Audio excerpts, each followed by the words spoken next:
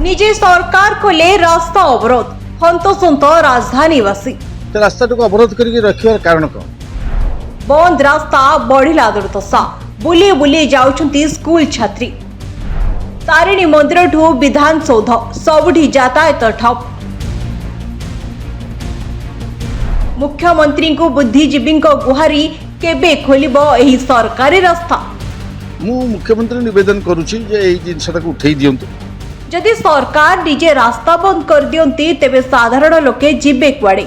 एमिति एक अभावनीय तथा आश्चर्यजनक चित्र एवं सामना को आसी राजधानी भुवनेश्वर खारबोल नगर 2 नंबर अंचल सरकारी भावे एठारे एक गुरुत्वपूर्ण रास्ता को अवरोध करा जायछि, जहा फଳରେ लोकंको जनजीवन संपूर्ण अस्तव्यस्त हो पड़छि।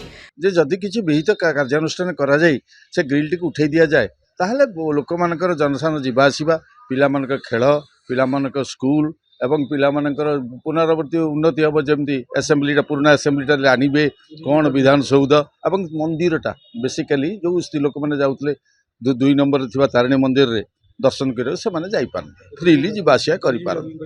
हाँ आमको आसला बेले जो वर्षा होमें से रास्तार चलुलू से चारिआडू बंद कर देते से रास्ता को जेटा दुखर विषय आम मन भर जनसंतोष सृष्टि होती खारबोल नगर 2 नंबर सब आड़े मु मुख्यमंत्री निवेदन करुछि जे एही जिनसटा को उठेई दियंतु काहे जेहेतु से रहूना एठी कौन परिस्थिति रे से घर टी एक्वायर से रास्ता टी एक्वायर करिवारे कौन कारण नाही। मो मुख्यमंत्री एति कहवा कथा जे आपण तो रहूना आपणकर तो सेठी किछि कौन प्रकार एक्टिविटीज नाही जदि भी आपणकर किए रिलेशन सेमिति किछि प्रोटेक्शन दबार किछि आवश्यकता नाही से रास्ता टी अवरोध करके रखिबार कारण कोन? सबुठु बेसी दुर्दशा भोगुचंती छोट छोट स्कूल पिला। 2 नंबर बालिका उच्च विद्यालय छात्री मानकु सीधा रास्ता छाड़ी बहु दूर बुली बुली जावाक पड़ुछि। केवल स्कूल पिला नुहंती एही रास्ता उपरे निर्भर करुवा स्थानीय खेल पड़िया प्रसिद्ध तारिणी मंदिर एवं पुरातन विधानसौध को जाउथबा लोकक रास्ता मध्य बंद हो जाइछि।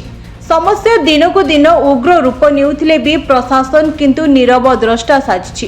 प्रशासन एभली खामखियाली मनोभाव को नहीं क्षोभ प्रकाश करिसेंती स्थानीय बुद्धिजीवी नीलकमल महांती। गणमाध्यम जरिए से सीधासलख मुख्यमंत्री को दृष्टि आकर्षण करने सह तुरंत एही रास्ता खोलिबाकू निवेदन करछंती। एबे प्रश्न उठुछि केबे सुनिबे सरकार? मुख्यमंत्री केबे एही रास्ता को साधारण लोकंक पई खाली करिवे? बुद्धिजीवी एही निवेदन सफल हेबो तो ताहा उपरे बे समस्तंकर नजर। भुवनेश्वर सुरेश दास को रिपोर्ट BTV।